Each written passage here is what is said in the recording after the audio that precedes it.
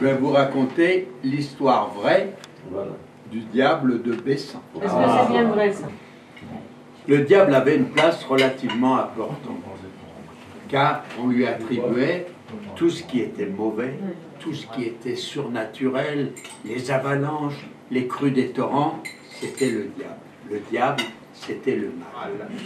Les vieux, le soir, à la veillée, racontaient ces histoires, ces légendes, et les gamins, qui normalement auraient dû dormir, vous avez vu, dans les lits, ce matin, les lits clos, là, ils auraient dû dormir là-bas, eh ben non, ils écoutaient, ils enregistraient, et quelques années après, c'était eux qui racontaient ces histoires.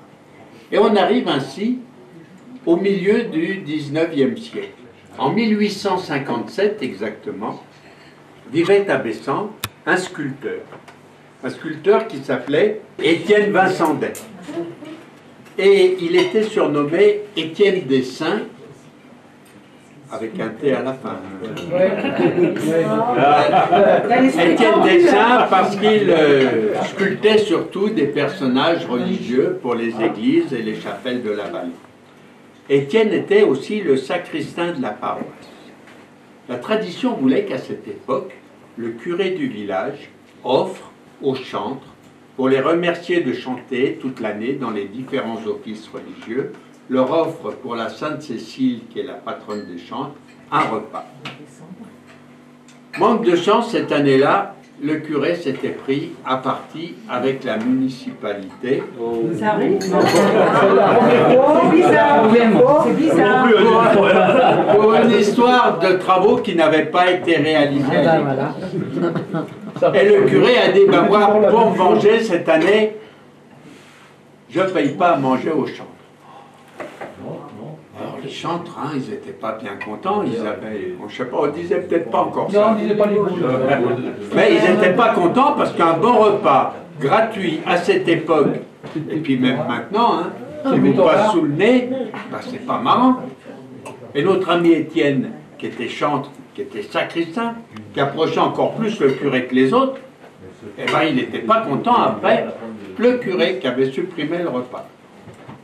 Et il était dans son atelier en train de sculpter, tout en cherchant une idée pour se venger à son tour du curé.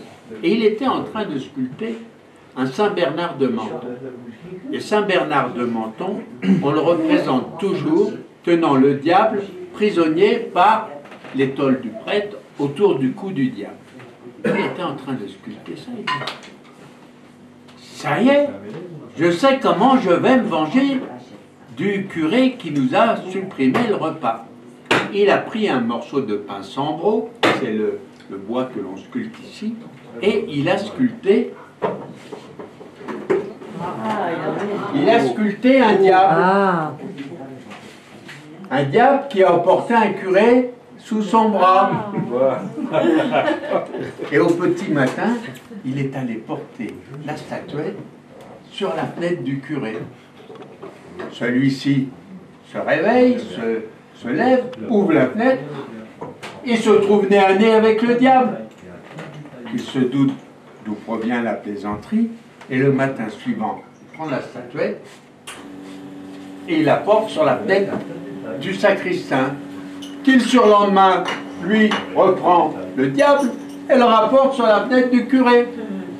Et pendant un certain nombre de jours, sous l'œil amusé des gens du village, le diable s'est promené d'une fenêtre à l'autre. Puis bon, au bout d'un certain temps, les deux hommes se sont réconciliés.